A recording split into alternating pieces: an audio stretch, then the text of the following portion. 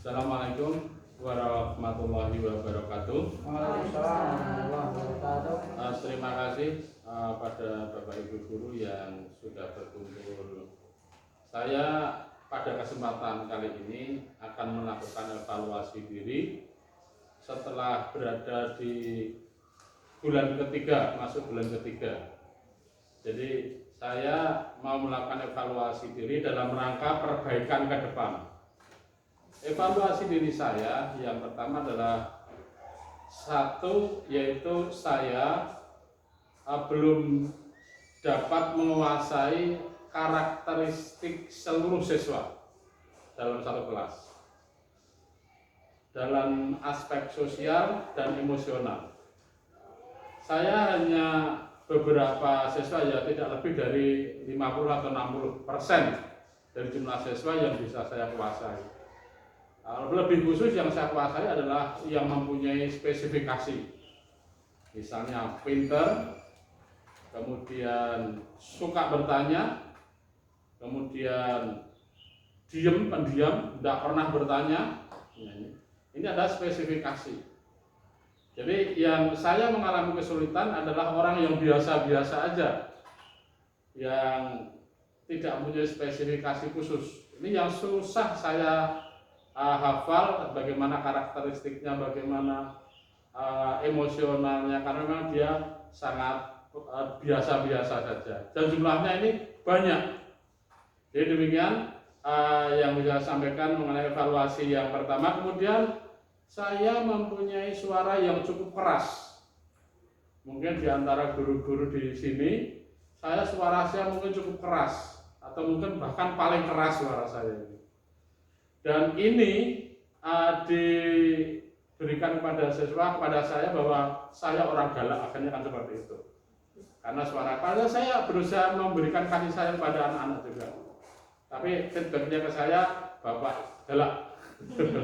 Demikian yang saya sampaikan. Mudah-mudahan nanti ada masukan dari Bapak Ibu sehingga untuk perbaikan ke depan. Terima kasih. Wassalamualaikum warahmatullahi wabarakatuh.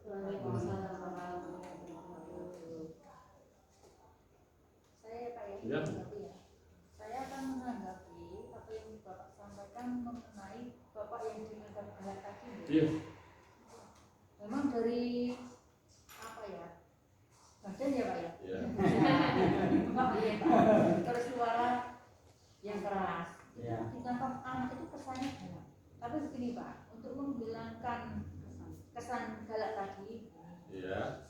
Misalkan ketika anak itu sedang mengerjakan soal atau ketika anak itu sedang kita dekati anak tersebut, terus kita tanya dengan suara yang pelan, itu kan sudah menunjukkan kasih sayang kita ya Pak ya. Terus misalkan delalan itu bagusnya kayak apa begini, misalkan kita mengajar terus di kelas itu ada anak yang asmanya kambuh misalkan begitu. Bapak kan juga menguasai bidang PNN ya Pak. Ya. Kita tunjukkan pada anak bahwa dengan suara yang keras dan dengan badan yang besar itu kita tidak galak. Dengan apa? Kita berikan perhatian anak tersebut, kita tolong dan sebagainya. Jadi insya Allah nanti kesan galak itu akan hilang di mata. Begitu Pak menurut saya. Ya, terima kasih. Mungkin ada lagi? Saya menambah ya Pak, Iya. non sewu. Untuk terkait dengan masalah galak atau kesan yang ada, sebetulnya pada prinsipnya entah itu kita di dalam keluarga maupun di dalam pendidikan, di unsur pendidikan di sekolah, adanya ketegasan itu penting, sangat penting. Tapi kemudian bagaimana tegas itu sama dekat itu bisa beriringan, itu yang susah. Biasanya kalau orang yang tegas itu dijauhi gitu ya. Pada anak pun juga, anak itu cenderung pada ibu karena seorang biasanya terlalu tegas gitu. Nah yang susah itu antara keseimbangan antara tegas dengan kedekatan kita kepada anak gitu. Nah bagaimana kita tegas, ini kita memberikan pengertian bahwa tegas ini tadi itu mempunyai tujuan seperti ini. Dengan adanya pemberitahuan ini anak bisa menyadari, akhirnya akan menghilangkan rasa tegas tadi itu menjadi ini bertujuan seperti ini, akan menerima. Yang kedua, unsur adanya kedekatan. Setiap anak itu pasti mempunyai kebutuhan khusus. Nah kalau kemudian kita bisa merekam kebutuhan kebutuhan anak tadi yang khusus seperti itu, kita bisa memberikan empati dan simpati, bahkan bisa memenuhi keinginannya. Itu nanti akan menjadikan emosionalnya menjadi dekat. Jadi demikian antara gas kemudian dekat itu bisa berjalan dengan seiring gitu. Nah kemudian untuk yang susah untuk mengingat nama anak itu bisa dengan salah satunya misalnya mengasosiasikan anak tersebut kepada seorang public figure gitu ya. Oh dengan itu saya mudah mengingat. Jadi ada hal lain yang diasosiasikan. Atau kemudian anak-anak tertentu yang mungkin terlalu pendiam atau apa yang kemudian tidak aktif akhirnya tidak pernah nongol, akhirnya juga tidak akan bisa diingat. Maka dengan hal itu anak-anak bisa diberikan tugas khusus, misalnya suruh menyanyi atau apa. Dari event menyanyi atau melakukan tugas yang kita berikan tadi itu akan ada keadaan lain yang mengiringi kejadian apa, mungkin ditertawakan teman atau malah dapat applause dari teman. Dari situ akhirnya apa? Kita punya memori lain yang membelakangi, akhirnya bisa menjadikan kita itu ingat kepada anak tersebut. Barangkali itu Pak masukan dari saya, mohon maaf kalau ada kurangnya. Terima kasih. Terima kasih masukannya dari Pak Asruri sama Ibu Umi. Ini nanti akan saya coba untuk saya praktekkan. Mudah-mudahan nanti ada hasil dan menjadikan hal yang lebih baik ke depannya. Terima kasih. Wassalamualaikum warahmatullahi wabarakatuh. Mungkin ada ibu yang lain mau evaluasi diri, monggo. Baik, saya ya Pak. Assalamualaikum warahmatullahi wabarakatuh. Waalaikumsalam warahmatullahi wabarakatuh. Terima kasih atas kesempatan yang diberikan kepada saya untuk pada siang hari ini. Sebagai guru senior di sekolah kita, tentunya saya sangat membutuhkan masukan dan evaluasi dari Bapak Ibu guru sekalian. Nah, ada beberapa hal yang ingin saya diskusikan. Yang pertama yaitu masalah sosial Bapak Ibu.